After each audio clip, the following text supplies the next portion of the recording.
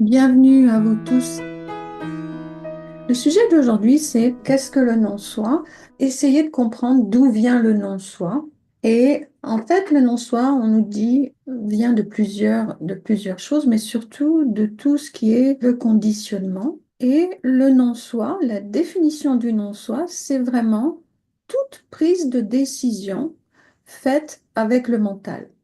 Si je devais donner une réponse simple de qu'est-ce que le non-soi, ce serait vraiment celle-ci. C'est de toute façon toute prise de décision faite avec le mental. Bon, maintenant, si on approfondit ce que ça veut dire, c'est ce que cette définition du non-soi, eh bien, ça veut dire que ben, si on prend nos décisions avec le mental, on ne les prend pas en suivant notre stratégie ou la stratégie et l'autorité intérieure qui correspond à notre type. Et la prise de décision avec le mental, eh bien, ça va provoquer forcément soit de la frustration si vous êtes générateur, soit de l'amertume si vous êtes projecteur, de la colère si vous êtes manifesteur et de la déception si vous êtes réflecteur. Bon, si vous êtes générateur manifesteur, vous risquez d'être frustré et énervé, voire même en colère. L'influence qu'on reçoit dès notre petite enfance de la société, de la famille, fait partie de notre conditionnement. C'est ce qu'on appelle l'homogénéisation et ça passe par les centres ouverts. Les centres ouverts, et je vais décrire exactement qu'est-ce que ça veut dire un centre ouvert ou un centre non défini. Les centres ouverts, c'est vraiment toutes les parties dans votre schéma corporel qui sont blanches. C'est ce qu'on appelle un centre non défini ou un centre ouvert. Et ces centres sont vraiment vulnérables au conditionnement de l'extérieur et le mental est le porte-parole des centres ouverts. C'est-à-dire, il va se focaliser, le mental, sur la prise de décision basée sur la peur engendrée dans la vulnérabilité des centres blancs. Tous les centres blancs ont une vulnérabilité. J'aime bien cette définition de l'homogénéisation qui dit que c'est le processus d'altération du potentiel du développement physique, de notre développement physique et intellectuel par le conditionnement. Donc ça comprend bien sûr la prise de décision du non-soi et puis ça va entraîner des conséquences fâcheuses sur notre bien-être. On le sent par exemple le stress.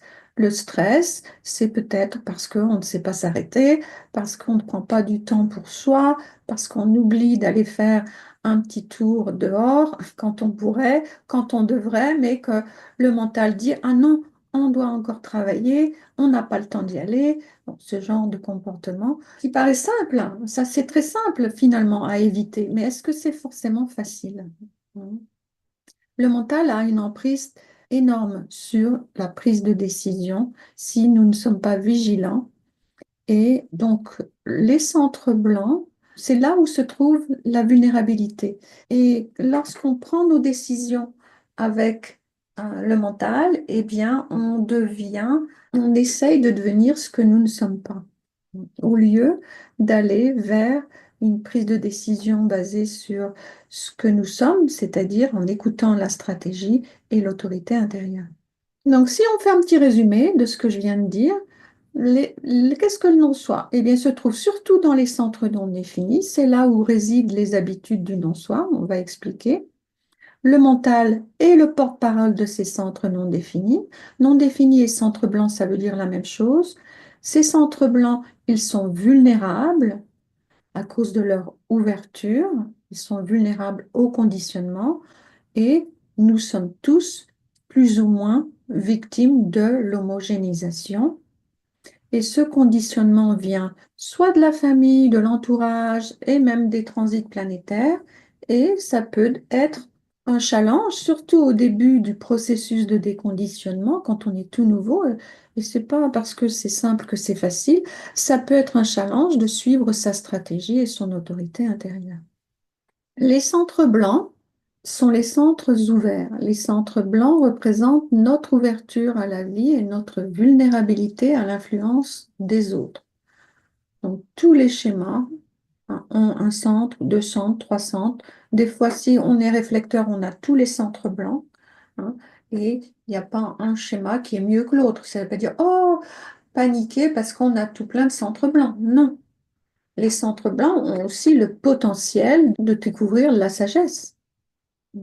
Les centres qui sont colorés dans votre schéma, on dit aussi qu'ils sont définis et eux, ils représentent ce qui est fiable en vous, qu'on appelle, nous, dans notre langage du design humain, la fondation, la définition de ce qui on est.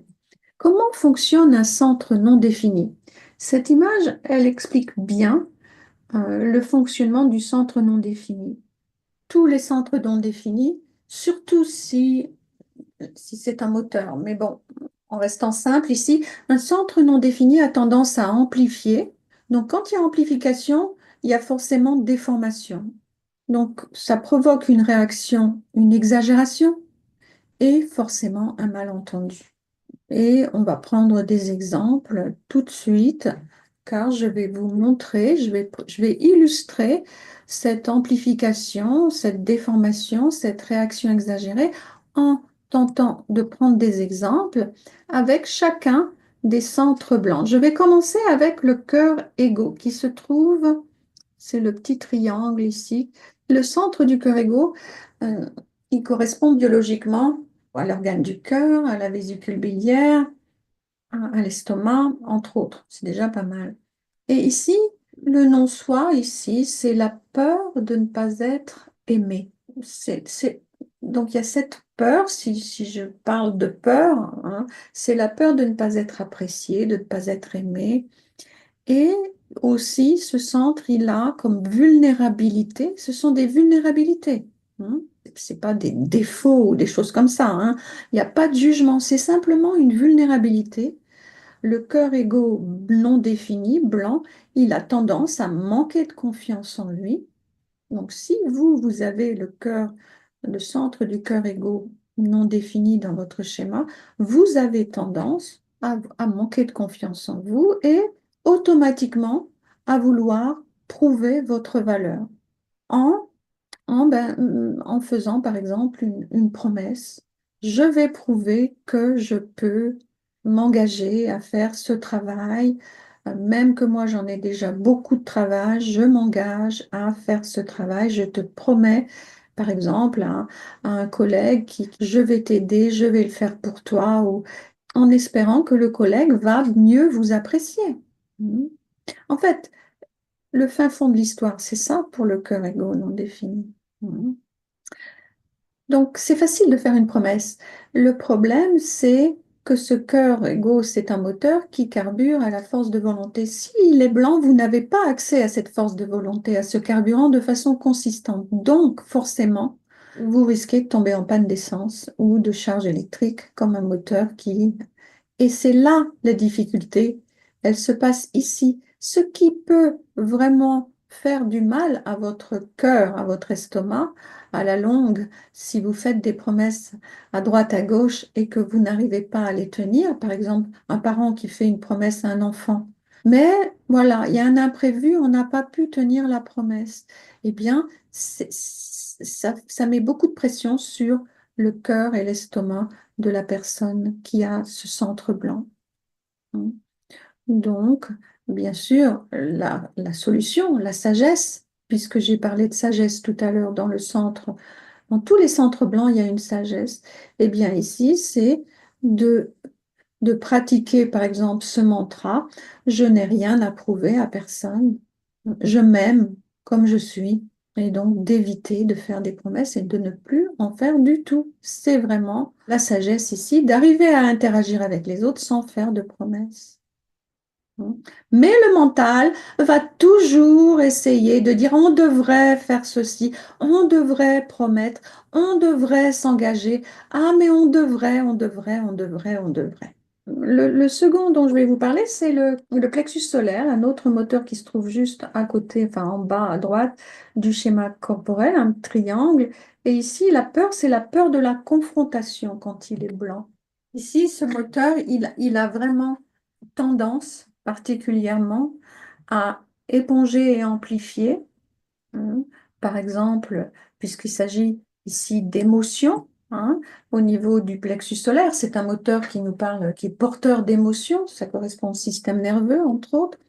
Eh bien, quand il est blanc, ici, si ce centre, il éponge et il amplifie en déformant les émotions des autres, par exemple, je vais prendre une maman qui a ce centre blanc, son enfant est en train de faire un caprice émotionnel parce qu'il voudrait dans le magasin acheter un jouet, prendre un jouet qu'il a déjà à la maison. Bon, si la maman, elle amplifie tout ça, elle va absolument succomber à cette peur de dire non à son enfant parce que son enfant va crier encore plus fort dans le magasin et tout le monde va regarder et on va dire, aïe, aïe, aïe, cette maman, c'est une mauvaise maman. Bon, voilà, je vous fais le discours du mental, du non-soi. Hein. Donc, la maman va succomber et elle va acheter le jouet que cet enfant a déjà à la maison. Bon, c'est forcément un comportement de non-soi. Est-ce que c'est facile à changer? Hmm. Ça demande une certaine prise de conscience. La clé ici pour la maman, c'est de dire non, on en a déjà à la maison, et puis de tenir bon, hein, et de ne pas avoir peur de dire non. Bon, avec un enfant, ça peut être compliqué, mais ça peut être avec un autre adulte. Hein. Et bon, il y a beaucoup de choses. C'est ce que vous apprendrez si un jour vous faites des études dans le design humain, par exemple, soit en recevant, en approfondissant et en recevant une analyse auprès d'un analyste, soit en suivant un cours, vivre son design. C'est vraiment l'étude de tous ces centres qui vous permettra d'aller voir ce qui se passe dans ce centre au niveau du conditionnement de la vulnérabilité et de commencer le processus de déconditionnement. Donc, je ne vais pas tous approfondir ces centres-là parce que ce n'est pas un cours, mais peut-être je peux en faire encore un ou deux autres. Je vais vous parler du centre G. Centre G non défini, ça correspond au foie, au sang, et c'est la peur de ne pas trouver son identité, sa direction, l'amour, etc. Euh, Ici, c'est vraiment une grande vulnérabilité. Donc, la meilleure façon de gérer cette chose-là, c'est d'être au bon endroit. La sagesse ici, c'est d'être au bon endroit. Mais quand on est un adolescent ou un enfant, ou même un jeune adulte, ça prend quand même du temps, pour trouver l'endroit qui nous plaît et pour éliminer cette peur de ne pas connaître qui on est, de toujours être en recherche d'identité. Parce qu'ici, la clé, c'est si on est au bon endroit, eh bien, on va toujours faire les bonnes rencontres, trouver les bonnes personnes et arrêter de s'identifier aux amis, aux parents, voilà, à l'entourage. Le centre de la racine, c'est un centre qui a peur d'être en retard en général. En fait, il est toujours pressé, ce centre de la racine, il se trouve tout en bas, c'est un moteur qui est très vulnérable au stress qui vient de l'extérieur et qui a besoin plutôt de ralentir et d'éliminer le stress qui est superflu, on va dire, dans la vie, se protéger du stress de l'extérieur. Le centre de la tête, c'est la peur de rater une information. Il est très goulu d'informations, le centre de la tête, et il manque de discernement. Donc, il peut se remplir de tout et de n'importe quoi, et au lieu d'avoir du discernement, de savoir ce qui lui apporte du discernement, il se remplit la tête de, de confusion, plutôt que de choses qui peuvent l'inspirer. Donc, ici, c'est vraiment le discernement qui est le mot-clé. Dans le centre de l'ajna, qui est juste au-dessus, en dessous du centre de la tête, c'est vraiment la peur de ne pas savoir. Hein. Et donc la tendance ici du non-soi, c'est d'être certain, d'être sur la défensive, de dire moi je sais, moi j'ai raison. Mais si on regarde un petit peu en profondeur ce qui se passe, c'est une peur de ne pas savoir ou la peur d'être humilié intellectuellement. Et la sagesse, c'est d'être à l'aise avec le fait de dire ben non, j'ai oublié, je ne sais pas, je ne suis pas sûre de savoir, je ne sais pas, etc. Donc, je vous invite tous à approfondir ce déconditionnement, à commencer, à entamer, si vous n'avez pas encore commencé, le processus de déconditionnement des centres blancs que vous avez dans votre schéma pour pouvoir atteindre une certaine sagesse et puis trouver votre authenticité et puis, bien sûr, avoir plus de satisfaction, plus de succès, de réussite, de paix et de surprise. Ça prend du temps et de la pratique. C'est la fin de notre épisode. Merci de votre écoute. Nous vous invitons à visiter le site de l'École de Design Humain France où se trouvent toutes les informations sur les prochains cours. Il y a aussi le rapport de synthèse. Vous pouvez y accéder. Vous pouvez obtenir votre schéma corporel gratuitement. Vous pouvez aussi visiter le blog et là se trouvent les épisodes, de nombreux épisodes de podcast, des vidéos et aussi sur le site de l'école. N'oubliez pas de consulter le registre des professionnels. À bientôt!